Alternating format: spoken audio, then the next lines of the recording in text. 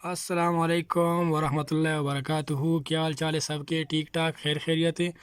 तो गाइज़, आज हम लिखने जा रहे हैं कशीदा बी किस तरह लिखते हैं नस्तालिक रस्मुल ख़त में।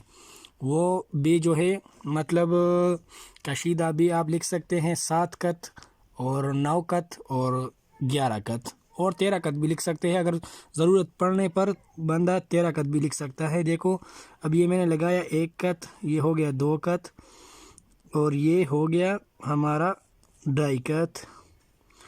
तो ये देखो ना, 1 2 और 2.5, ठीक है।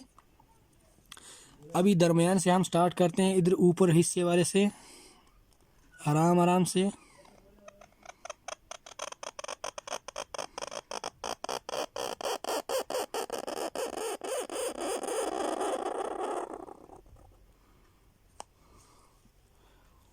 अब ये देखिए हमारा बी का शेप बन गया, ठीक है।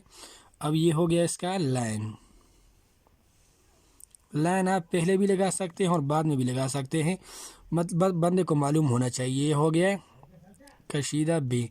अब ये लाइन से जो हमने दूसरा वाला बी लिखा था वो लाइन से 1 कत ऊपर था, और ये जो है ना मतलब ये 2.5 कत ऊपर है, और ये इधर 1 कत है। उधर हमने जब लगाया था तो वो था निसफ कत, ठीक है। और इधर हम लगाएंगे 1 कत, ठीक हो गया। और ये वाला 2 सही 1/2 यानी 2.5 कत।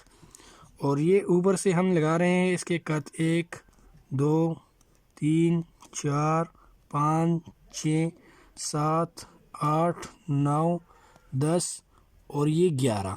ये हो गया 11 कत और ये हो गया 1 कत, ठीक है।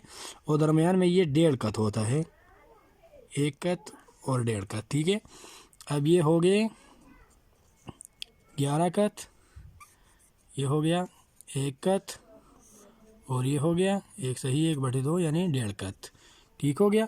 अभी हमारी हो गई नस्तालिक रस्मुल ख़त की कशीदा बी किस तरह लिखते हैं। देखो, अभी मैं दूसरी बार बता रहा हूँ। इस तरह ऊपर से स्टार्ट करके आराम आराम से इस तरह, ठीक है। बी की शेप ये आराम आराम से देखो ना। अभी हम दूसरा लिखने जा रहे हैं।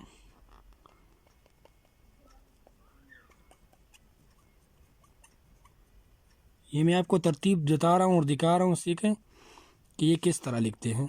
इसी तरह ये इसी की शेप होती है, इसी की तरतीब होती है। नस्तालिक रस्मुल ख़त में आज जो हमने सबक सीखा है तो ये कशीदा बी, ठीक है। अगली हम जीम का भी हम आपको बताएंगे अगली वीडियो में इंशाअल्लाह अज़ीज़। जब अगली वीडियो में मुलाकात होगी तो हम जीम का बताएंगे आपको कि जीम किस तरह लिखते हैं, ठीक है।